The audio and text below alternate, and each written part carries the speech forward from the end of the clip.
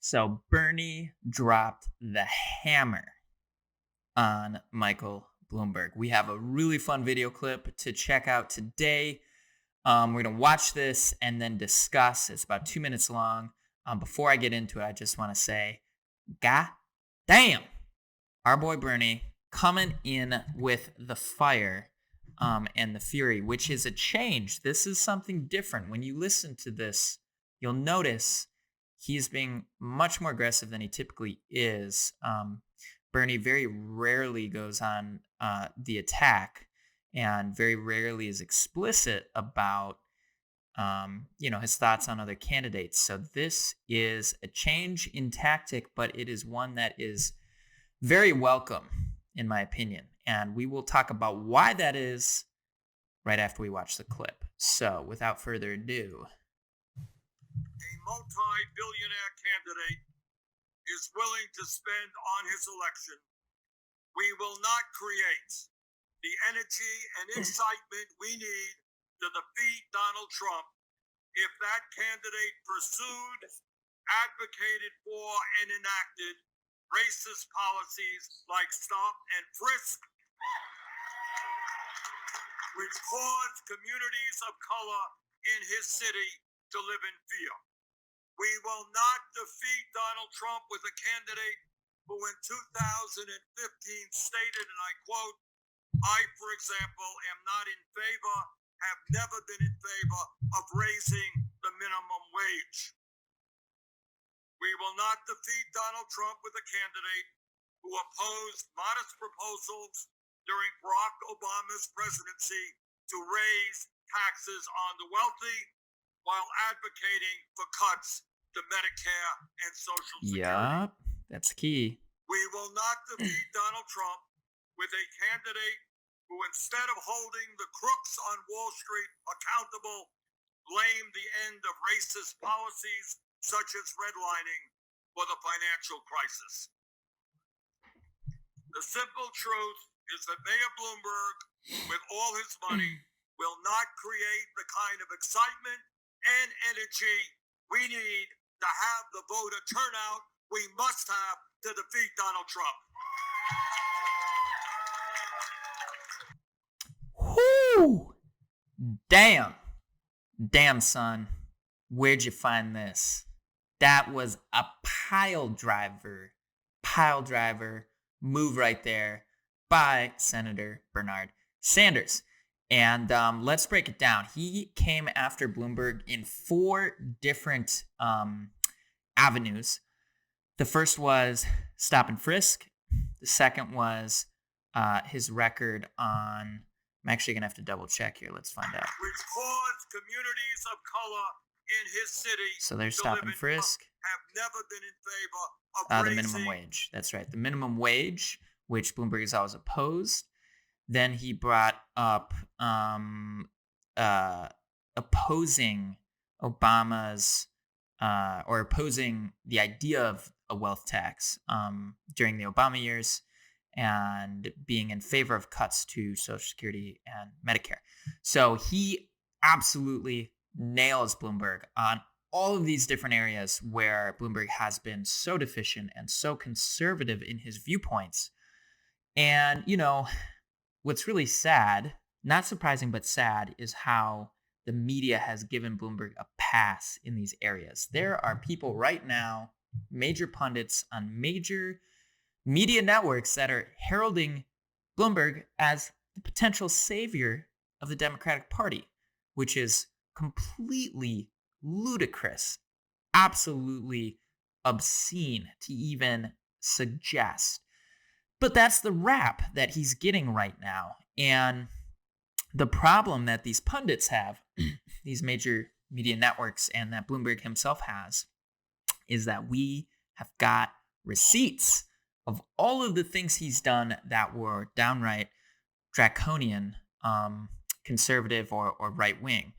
And so Bernie here is hitting him in all of his weak points. And I think it's great. I think it's, it's so explicit here that media networks are going to have a hard time ignoring it. And a few other things are really meaningful about this. The first is that you notice how Bernie is framing the argument. He's framing it as not, hey, Bloomberg's a terrible guy, which he undoubtedly is, but he's framing it as we will not get the energy and the excitement to beat Trump if we nominate a guy like Bloomberg. So he's framing it in terms of electability, which is smart because that's kind of what the media feeds off of, is this dumb narrative of like, okay, who can get elected? But there's a kernel of truth there in that for the Democrats to win, they need very, very strong turnout among their core base, among minorities, among the progressive wing. They need everyone to be excited. They need energy. And if they run another centrist candidate like Hillary, for example, um, it's not going to have that excitement. You're not going to win, the Rust Belt. You're not going to win by high margins in progressive areas.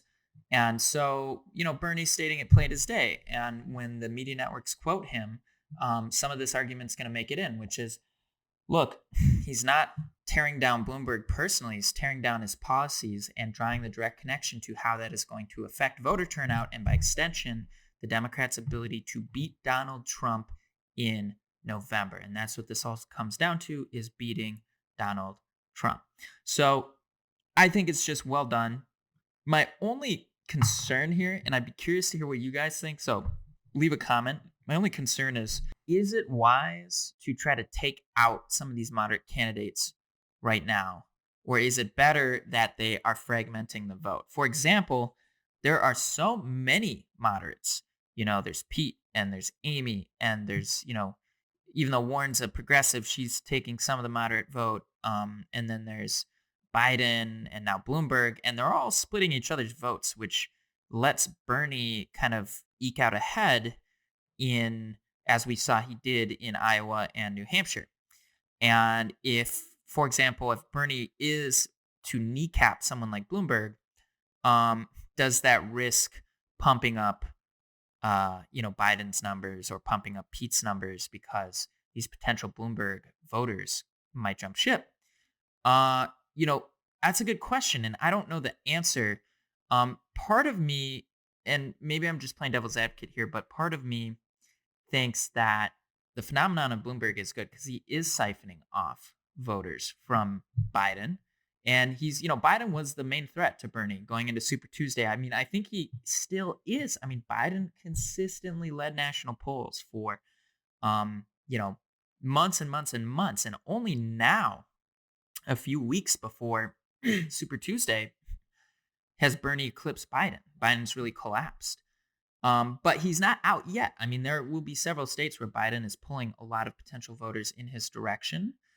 And Bloomberg is really a check against that. And, I don't think Bloomberg is really pulling many potential Bernie voters.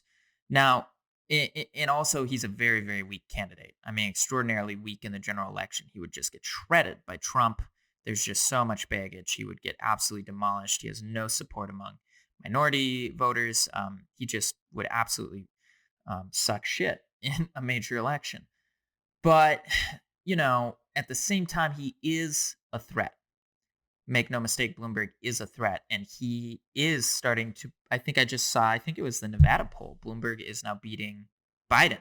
So there is a chance he could actually build enough momentum and siphon off so many voters that maybe he could challenge Bernie for a significant number of delegates. And it's just one more faction that could, take delegates and try to take advantage of a contested convention. So there's all these different factors that we have to consider. But we also have to be careful. We don't want to get too clever here. We don't want to pull our punches or hold back just because there's a potential strategy that is really kind of unknown. So I like this. I like Bernie being a little more aggressive, and I like him especially calling out the hypocrisy that is, part and parcel of the Bloomberg campaign. So thanks for watching. I'll see you in the next video.